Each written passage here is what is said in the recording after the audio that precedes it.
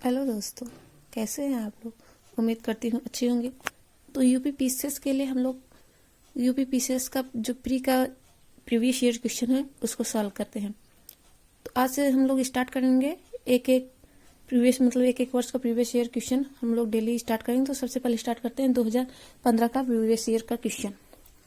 देखते हैं, इसमें सब्जेक्ट वाइज दिया है, जैसे हिस्ट्री, जियोग्राफी, सबका सब्जेक्ट वाइज और चैप्टर वाइज दिया है। तो इसको पढ़ते हैं आसानी से। देखिए, सबसे पहला क्वेश्चन जो 2015 में पूछा गया था, मौर्य काल से पूछा गया है। तो देखते हैं हम, निम्नलिखित में से किसने भारत में स्वर्ण सिक्कों का प्रचलन नियमित रूप से किया था। इसका क्वेश्चन आंसर ए है, विम कन्फ्यूशियस ने। इसकी व्याख्या देखते हैं। भारत में स्वर्ण सिक्कों का प्रचलन नियमित उपयोग के लिए सर्वप्रथम विम कन्फ्यूशियस ने करवाया था। यह शैव मत का अनुयायी था। इसके कुछ सिक्कों पर शिव, नंदी, त्रिशूल की आकृति मिलती है और इसने महेश्वर की उपाधि धारण की थी। दूसरा क्वेश्चन है, निम्नलिखित अभिलेखों में से किसने अशोक का नामोल्लेख हुआ है। तो अशोक का नामोल्लेख किसमें हुआ? गुर्जरा में। दक्षिण भारत से प्राप्त मास्की एवं गुर्जरा अभिलेखों में अशोक तथा पुराणों में अशोक वर्धन नामोल्लेख मिला है। अशोक के अभिलेख में अशोक को देवनामपीदस्सी नामक उपाधि से विभूषित किया गया है। ऐसा माना जाता है कि अशोक द्वारा यह उपाधि ईरानी शासक तारा प्रथम से प्रेरित है। तीसरा क्वेश्चन, परम भागवत उपाधि धारण करने वाला प्रथम गुप्त शासक कौन था। सबको पता है कि चंद्रगुप्त द्वितीय है। तो चंद्रगुप्त द्वितीय शासनकाल 380 से 412 ईस्वी के अन्य नाम देवगुप्त, देवराज, देवश्री और उपाधि विक्रमांग देव, विक्रमादित्य और परम भागवत आदि थी। मेरौली लेख के अनुसार विष्णुपद पर्वत पर विष्णु ध्वज की स्थापना करवाई गई थी। तो विष्णुपद पर्वत पर विष्णु ध्वज की स्थापना किसके अनुसार कराई गई थी? तो मेहरौली लेख के अनुसार। चौथा क्वेश्चन है, निम्नलिखित में से कौन विक्रमशिला विश्वविद्यालय के संस्थापक थे। ये लगभग क्वेश्चन सभी को पता है। तो इसका आंसर क्या है? धर्मपाल। हर्ष की मृत्यु के बाद भारत में गुर्जर, पाल एवं प्रतिहारों के बीच त्रिपक्षीय संघर्ष की स्थिति में पाल एक प्रमुख शक्ति बनकर उभरे। धर्मपाल महान पाल राजा था जिसने विक्रमशिला विश्वविद्यालय की क्या की थी? स्थापना की थी। नेक्स्ट क्वेश्चन, निम्नलिखित में से कौन त्रिकोणात्मक संघर्ष का हिस्सा नहीं था। तो इसमें चोल नहीं था। कौन कौन था? प्रतिहार था, पाल था और राष्ट्रकूट था। देखिए, 8वीं शताब्दी पर कन्नौज पर अधिकार करने के लिए 3 बड़ी महाशक्तियां पाल, गुर्जर, प्रतिहार, राष्ट्रकूट के बीच संघर्ष प्रारंभ हुआ, जो लगभग 200 वर्षों तक चला। इस त्रिकोणात्मक संघर्ष का अंत गुर्जर प्रतिहार की अंतिम विजय से हुआ। मध्यकालीन इतिहास देखते हैं। दिल्ली सल्तनत का पहला क्वेश्चन है, चंगेज खां का मूल नाम क्या था। तो तेमुचिन था। चंगेज खां का जन्म 1162 ईस्वी में हुआ था। आधुनिक मंगोलिया के उत्तरी भाग, जो कि ओनोन नदी के किनारे स्थित है, इसका वास्तविक नाम या प्रारंभिक नाम क्या था? तेमुचिन या तेमुजिन कहते हैं। सुप्रसिद्ध मध्यकालीन संत शंकरदेव किससे संबंधित थे? तो वैष्णव संप्रदाय थे। शंकरदेव जो है 1449 से 1568 ईस्वी तक उनका जीवन काल है। मध्यकालीन असम के महान धार्मिक एवं सामाजिक सुधारक थे। इनका संदेश विष्णु या इनके अवतार श्री कृष्ण पर भक्ति पर पूर्णता केंद्रित थी। एकेश्वरवाद इनकी शिक्षाओं का सार था। इसके द्वारा उन्होंने संप्रदाय एक सरल संप्रदाय के नाम से प्रसिद्ध है। आधुनिक इतिहास में देखते हैं, जो कि बहुत महत्वपूर्ण है। पहला क्वेश्चन 1857 के विद्रोह से। ब्रिटिश ईस्ट इंडिया कंपनी ने चाय के व्यापारिक एकाधिकार को खो दिया था। जो एकाधिकार का समाप्त हुआ था तो 1813 में समाप्त हुआ, लेकिन चाय और चीन के साथ एकाधिकार कब समाप्त हुआ था? 1833 ईस्वी में। इसकी व्याख्या देखते हैं हम।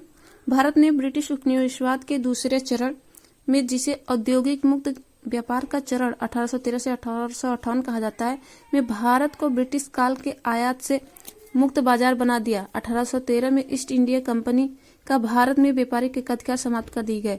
केवल चीन और चाय के व्यापारिक एकाधिकार बना रहने दिया गया, जो 1833 में भी क्या किया गया था? समाप्त कर दिया गया था। 9वां क्वेश्चन है, सही सुमेल करना है। तो मोतीलाल नेहरू ने क्या किया था? नेहरू रिपोर्ट प्रस्तुत किया था। M.K. गांधी चंपारण आंदोलन, यानी महात्मा गांधी चंपारण आंदोलन। सुभाष चंद्र बोस ने फॉरवर्ड ब्लॉक की स्थापना की थी, जबकि जिन्हें खिलाफत आंदोलन से संबंधित नहीं है। तो खिलाफत आंदोलन प्रारंभ करने के लिए गठित जो खिलाफत कमेटी है, उसमें कौन कौन शामिल थे? शौकत अली, मोहम्मद अली, अबुल कलाम आजाद, हकीम अजमल खां, हसरत मोहानी तथा डॉक्टर अंसारी शामिल थे। तथा खिलाफत आंदोलन प्रारंभ करने का श्रेय किसे है? अली बंधु, जिसमें शौकत अली और मोहम्मद अली को दिया जाता है। यह आंदोलन अंग्रेजों द्वारा तुर्की साम्राज्य का विभाजन करने के विरोध में प्रारंभ हुआ था। 17 अक्टूबर 1919 को अखिल भारतीय स्तर पर खिलाफत दिवस मनाया जाता है। खिलाफत दिवस कब मनाया जाता है? 17 अक्टूबर को 1919 को मनाया गया था। भारतीय राष्ट्रीय कांग्रेस के पहले अध्यक्ष कौन थे? तो भारतीय राष्ट्रीय कांग्रेस के पहले अध्यक्ष कौन थे? व्योमेश बनर्जी। भारतीय राष्ट्रीय कांग्रेस के पहले अध्यक्ष व्योमेश बनर्जी थे, जबकि कांग्रेस की स्थापना किसने की थी? ए.यू. ह्यूम ने। पहले सम्मेलन बंबई में 1885 में हुआ था। हावड़ा षड्यंत्र केस, ये क्वेश्चन आप क्रम वाइज और अवधि वाइज भी याद रखिएगा। ये देखिए पूछ रहा कौन सा युग सुमेलित नहीं है, तो इसमें डी सुमेलित नहीं है। 1924 में नहीं बल्कि 25 में हुआ था। देखते हैं पहले हावड़ा षड्यंत्र प्रकरण कब हुआ था? 1910 में। विक्टोरिया षड्यंत्र 1914 में। लाहौर 2 बार हुआ था, एक बार 1916 में, फिर 1930 में। और काकोरी षड्यंत्र कब हुआ था? 1924 में। व्याख्या देखते हैं। हिंदुस्तान रिपब्लिक एसोसिएशन नामक क्रांतिकारी संगठन द्वारा, किसके द्वारा? हिंदुस्तान रिपब्लिक एसोसिएशन के द्वारा 9 अगस्त 1925 को उत्तर रेलवे के लखनऊ सहारनपुर संभाग के काकोरी नामक स्थान पर 8 डाउन ट्रेन पर टकराती डालकर सरकारी खजाना लूटा गया। यह घटना काकोरी कांड के नाम से प्रसिद्ध हुई। इस कांड में 29 क्रांतिकारियों को गिरफ्तार कर लिया गया, जिसमें रामप्रसाद बिस्मिल, अशफाक उल्लाह खां, रोशन सिंह तथा राजेंद्र लहड़ी को फांसी हुई, जबकि चंद्रशेखर आजाद फरार हो गए। हिंदुस्तान रिपब्लिक एसोसिएशन के यही एकमात्र सदस्य थे जो कभी पुलिस की गिरफ्त में नहीं आए। कौन नहीं आया? चंद्रशेखर आजाद। अगला क्वेश्चन, निम्नलिखित में से किसने Indian society of oriental art की स्थापना की थी? तो Indian society of oriental art की स्थापना किसने की थी? अवनींद्र टैगोर ने। ओरिएंटल आर्ट सोसाइटी की स्थापना 1907 ईस्वी में अवनींद्र नाथ टैगोर ने की थी। फिर सुमेल करना है। एशियाटिक सोसाइटी ऑफ बंगाल की स्थापना 1784 में। एशियाटिक सोसाइटी ऑफ बॉम्बे की स्थापना 1804 में। Royal Asiatic Society of Great Britain 1813 ईस्वी में, जबकि Land Holder Society of Bengal 1844 में न होकर कब थी? 1838 ईस्वी में थी। 1905 में क्रांतिकारी संगठन अभिनव भारत संगठित किया गया था। कहाँ किया गया था? तो महाराष्ट्र में। व्याख्या देखते हैं। विनायक दामोदर द्वारा स्थापित 1899 ईस्वी में स्थापित मित्र मेला ही 1904 में नासिक यानी महाराष्ट्र में अभिनव भारत नामक नए नाम व उद्देश्य के साथ परिवर्तित हो गई। अभिनव भारत की शाखाएं महाराष्ट्र के अतिरिक्त कर्नाटक व मध्य प्रदेश में भी स्थापित थी। निम्नलिखित में से कौन the problem of the far east नामक पुस्तक के लेखक हैं? कौन है? Curzon. The problem of the far east नामक पुस्तक लॉर्ड कर्जन की रचना है। लॉर्ड कर्जन 6 जनवरी 1899 ईस्वी से 18 नवंबर 1905 तक क्या था? भारत का गवर्नर जनरल था। 1899 से 1905 तक। The problem of the far east उसकी पुस्तक है। लंदन में आयोजित निम्नलिखित गोलमेज सम्मेलनों में से किसमें महात्मा गांधी उपस्थित थे? द्वितीय गोलमेज सम्मेलन में। व्याख्या देखते हैं। द्वितीय गोलमेज सम्मेलन लंदन में 7 सितंबर 1931 से 1 दिसंबर 1931 तक चला।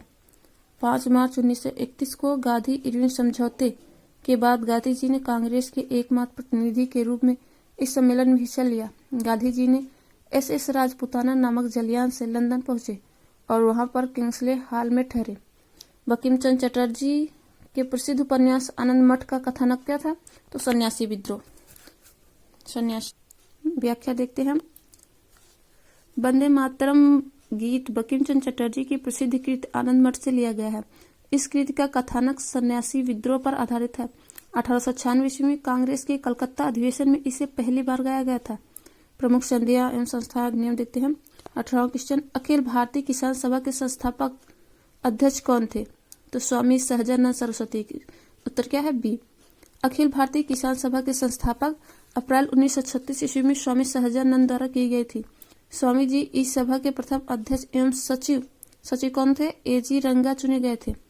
किसान के प्रति स्वामी जी की समर्पित सेवा के कारण इन्हें क्या कहा गया है? किसान प्राण। तो किसान प्राण किसे कहा जाता है? स्वामी श्रद्धानंद जी को। 19वां क्वेश्चन, विवेकानंद ने शिकागो में आयोजित पार्लियामेंट ऑफ वर्ल्ड रिलीजन्स में भाग लिया था। कब लिया था? 1893 ईस्वी में। संत रामकृष्ण परमहंस की शिक्षाओं को साकार करने का श्रेय स्वामी विवेकानंद को प्राप्त है। स्वामी विवेकानंद नवीन हिंदू धर्म प्रचारक के रूप में उभरे। 1893 ईस्वी में वे शिकागो गए और वहां उन्होंने विश्व धर्म संसद में अपना अविस्मरणीय वक्तव्य दिया। 20वां क्वेश्चन, निम्नलिखित में से किस अधिवेशन में कांग्रेस ने पहली बार भारतीय रियासतों के प्रति अपनी नीति घोषित की? तो किसने घोषित की थी? तो नागपुर अधिवेशन में। कांग्रेस ने 1920 ईस्वी के नागपुर अधिवेशन में पहली बार रियासतों के प्रति अपनी नीति घोषित की और 1924 का जो बेलग्राम सम्मेलन है वो सबसे छोटा सम्मेलन था, यानी कांग्रेस का सबसे छोटा सम्मेलन 1924 का बेलग्राम सम्मेलन था। राजा जनता के लिए बने हैं, जनता राजा के लिए नहीं। राष्ट्रीय आंदोलन के दौरान यह वक्तव्य किसका है? तो दादा भाई नौरोजी का। राजा जनता के लिए बने हैं, जनता राजा के लिए नहीं। राष्ट्रीय आंदोलन के दौरान दादा भाई नौरोजी ने यह वक्तव्य दिए। अब आगे भारत का भूगोल आ गया, जो हम नेक्स्ट टॉपिक में करेंगे। Thank you for watching.